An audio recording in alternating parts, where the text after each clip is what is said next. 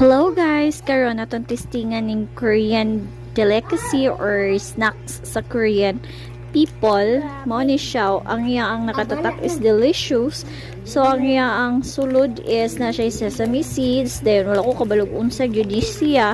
Tapos may pagkahalang siya, mura siya og french fries. Pero humot kay na siya, lami kay siya kanon. Mura-mura ra po siya og kanang kuan ba?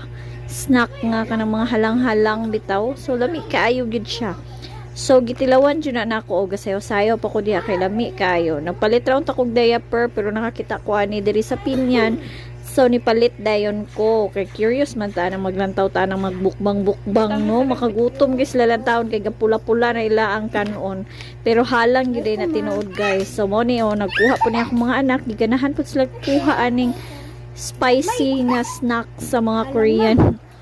So mo na siya lantaw pa sila na ako kay wala pa pud sila kabalugon sa ilami pero gabalik-balik na sila kuha.